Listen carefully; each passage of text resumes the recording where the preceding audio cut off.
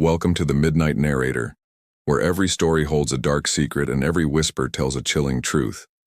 Tonight's unsettling tale, The Glitch Road, explores a road that defies logic, twists reality, and traps its travelers in an endless loop of terror. Sometimes the most ordinary paths conceal the most extraordinary horrors. Are you ready to uncover the mystery that lies within the desolation? I swear we've driven past this same gas station 3 times. I gripped the steering wheel tighter, scanning the roadside for any landmark. All I saw were endless stretches of desert scrub punctuated by the occasional Joshua tree. The sun beat down relentlessly, turning the car into an oven. "Can you check the map?" I asked. "Already did." My brother Liam held up his phone. The screen displayed a blank map with a single blinking dot in the center. No signal. Mine too. I tossed my phone onto the dashboard. This is ridiculous. We should have reached Oasis Springs hours ago. Even though it was midday, the desert landscape felt desolate and empty. No other cars on the road, no signs of civilization in any direction. I glanced at the side mirror. The road behind us stretched straight and empty to the horizon. Liam sighed. Maybe it's a glitch. New road. The maps haven't updated. The thought was flimsy, but it was all we had. The road itself looked new, freshly paved blacktop with crisp white lines. The surrounding desert, however, showed no signs of recent construction. No tire tracks leading off the road, no discarded equipment, nothing. Just sand, scrub, and the shimmering heat haze. I hated this sterile, unnatural look.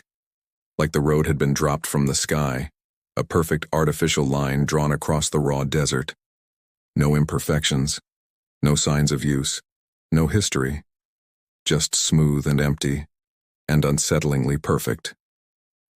"Maybe we should call Aunt Clara," I suggested. Liam checked his watch. "She's probably at the gallery opening." "Yeah, but we're lost and there's no signal." He hesitated. "If we don't see a sign in the next 10 minutes, I'll try again." That was Liam.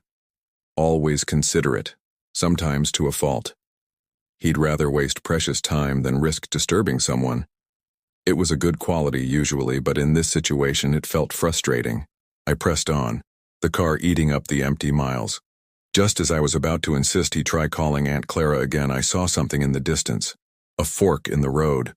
I accelerated, hoping for a sign, any indication of which way to go. But as we drew closer, a cold dread settled in my stomach. "What the?" Liam muttered. The signpost was blank. Just a metal pole with 2 empty arms pointing in different directions. No names, no numbers, nothing. "Seriously?" Liam chuckled nervously. "Someone messed up big time." "Which way do we go?" "Let me try the map again." The car idled at the fork as Liam fumbled with his phone. "Still nothing, I guess. Go left?" I signaled and turned onto the left-hand path. More endless desert, more scrub brush. The road stretched ahead, a black ribbon unspooling into the shimmering heat. Even the cacti looked identical, their spiky arms reaching towards the sky in the same rigid pose. No other vehicles, no signs of life. Just like the previous stretch of road. I wondered if the road was so new, no one had driven on it yet. The thought sent a shiver down my spine. How strange would it be to be the only ones on this road, surrounded by nothing but empty desert? "I hate this place," I mumbled. "It would be cool to have a brand new car, though," Liam replied. "No breakdowns, no worries." "But everything looks exactly the same." I shook my head. "It's creepy." "Probably just a shortcut," Liam said. We continued, the road winding through the desolate landscape.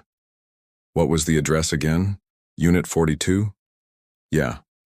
I slowed down, looking for markers, anything to indicate our location. But there were no mile markers, no landmarks, nothing. Just the road and the desert. A growing unease settled over me. Identical stretches of road, stretching into infinity, like someone had created a loop, a never-ending cycle of asphalt and sand. I sighed and stared out at the passing landscape, searching for any sign of life, any break in the monotony. Then, finally, through the heat haze, I saw a splash of color, a warning sign. Finally, something, I said. But as we approached, my heart began to race. There was no intersection, no crossroad, no merging lane, nothing. There was no reason for a warning sign. Yet there it was, a bright yellow diamond with a black exclamation point in the center, standing alone in the middle of the desert. There's no reason for that sign to be there. Maybe it's for dust storms, Liam suggested weakly. There's no dust. The air is perfectly still. He shrugged. I think we should turn back. Let's just go a little further, Liam insisted. If we don't see anything in 5 minutes, we'll turn around. I don't know why I agreed. Logically, I knew there was no real danger in driving on a deserted road. It wasn't like we were stranded in the wilderness facing wild animals or starvation. It was the middle of the day and we were in a car, but a primal instinct, a deep-seated sense of wrongness screamed at me. Something is wrong here. Get out now. I drove on, glancing in the rearview mirror. The warning sign stood there, stark and meaningless against the empty landscape. Over the next few minutes, we made no progress. There were no signs, no markers, no indication of where we were going. Even the car's digital clock seemed to be malfunctioning, jumping forward and backward in erratic increments. I finally pulled over to the side of the road and grabbed my phone. I'm trying Aunt Clara again, Liam said, breaking the tense silence. Good, I replied, unable to mask the frustration in my voice. After a moment, Liam shook his head. Still no signal. Okay, let's just go back. But we told her we'd be there. I sighed. So what do you want me to do? We're lost. There's no signal. We're going in circles. He paused, looking around the desolate landscape. Maybe we should ask for directions. From who? There's no one here. Maybe check one of those abandoned buildings, he suggested, pointing to a crumbling structure in the distance. My eyes widened. That's crazy. Look, let's just check one place. If there's no one there, we'll turn around and head back. I took a deep breath. Fine. I pulled off the road and bumped across the rough desert terrain towards the dilapidated building. It looked like an old gas station, its pumps long gone, its windows boarded up. The paint was peeling and the roof sagged precariously. We got out of the car, the silence broken only by the crunch of gravel under our feet. The air was thick with the smell of dust and decay. We approached the building cautiously. When we didn't see a doorbell, Liam raised his hand to knock on the warped wooden door. Thump, thump, thump. Silence. No sound from within. I don't think anyone's here, I whispered. Just wait, Liam insisted. This address is definitely Unit 42, right? 99% sure, let me double check. Liam pulled out his phone and scrolled through his messages. Yep. A minute passed. Liam knocked again, louder this time. Then he peered through a crack in one of the boarded-up windows. Wait, he said, his voice hushed. The interior of the building was wrong. The layout was distorted, illogical. A counter seemed to float in midair, unconnected to any support. A door led directly into a solid wall. The shadows within seemed to writhe and shift independently of any light source. It felt like looking into a distorted mirror, a reflection of reality that had been twisted and warped into something unsettling. Look, Liam said, gesturing for me to come closer. I hesitated, a wave of nausea washing over me. But curiosity and a growing sense of dread compelled me forward. As I peered through the crack, I saw something that made my blood run cold. Inside, standing in the distorted space, were figures. They were vaguely human in shape, but their proportions were all wrong. Their limbs were too long, their heads too small, their movements jerky and unnatural. They didn't seem to notice us, their attention focused on something unseen in the depths of the building. Let's go, I whispered, pulling Liam away from the window. We hurried back to the car, the silence of the desert now filled with a new, more sinister quality. As I reached for the door handle, I felt a prickling sensation on the back of my neck, the feeling of being watched. I whirled around, but all I saw was the dilapidated building and the endless expanse of desert stretching to the horizon. Nothing else. "We should have been there hours ago," I said, my voice tight with anxiety. "You must have missed the turnoff," Liam replied, trying to sound reassuring, but I could hear the tremor in his voice. "No, we didn't." It was late afternoon now. The sun was beginning to dip below the horizon, casting long, distorted shadows across the desert. My stomach churned with hunger and exhaustion. I just wanted to reach Aunt Clara's to escape this desolate, unsettling place. We'd only taken one turn, that fork in the road by the blank signpost. But somehow, retracing our steps, we hadn't reached it yet. We hadn't even passed the strange warning sign with the exclamation point. Nothing looked familiar, although of course everything looked familiar, because it was all the same. Endless desert, scrub brush, and that perfectly smooth, unnervingly new road. "It must be just a little further," Liam said, his voice laced with forced optimism. "I just want to get out of here," I whispered, more to myself than to him. A few minutes later, we passed something we definitely hadn't seen on the way in. A structure that was different. It was on the right side of the road. Everything about it was identical to the old gas station we'd checked earlier. The same crumbling walls, the same boarded-up windows, the same sagging roof, except for one detail. A large metal antenna, rusted and bent at an impossible angle, jutted out from the roof, pointing haphazardly towards the darkening sky. A low, rhythmic hum emanated from it, a sound that vibrated through the car's chassis. "What the?" I asked, slowing the car. We both stared at the building. No abandoned gas station would have a modern antenna like that. It looked out of place, an anachronism in this desolate landscape. A few miles further down, we saw another anomaly, this time on the left. A section of the road itself seemed to be elevated. Not a bridge or an overpass, but simply a section of asphalt that rose abruptly into the air, forming a short, steep ramp that led nowhere. It simply ended abruptly, hanging suspended a few feet above the desert floor, as if a giant had taken a bite out of the road. "What the?" Liam whispered, his voice barely audible. He then added in a hushed tone, "I heard something on the wind earlier. Sounded like a distorted voice talking about a reset and calibration." I didn't think anything of it at the time. "This isn't right," I replied, my heart pounding in my chest. And then I saw it.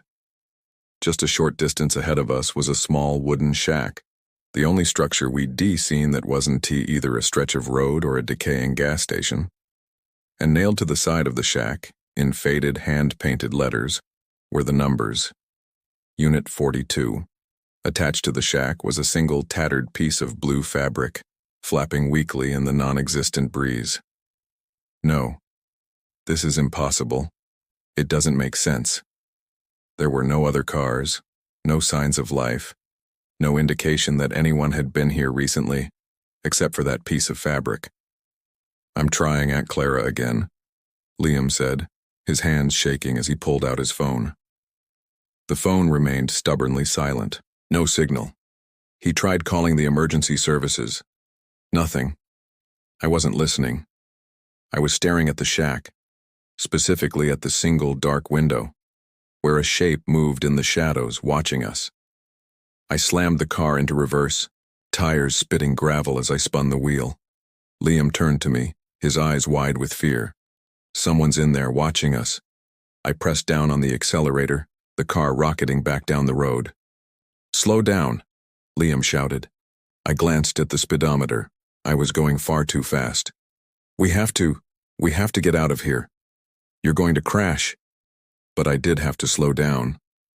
Because up ahead, materializing out of the heat haze, was the blank signpost, the fork in the road. This time, however, there were other roads branching off. Not just 2, but 4, 5, 6, an impossible number of paths stretching out into the desert in all directions. I slammed on the brakes, the car skidding to a halt. Liam and I lurched forward, our seatbelts digging into our chests. My heart hammered against my ribs. Then I looked up, and every muscle in my body froze. It wasn't just a blank signpost anymore.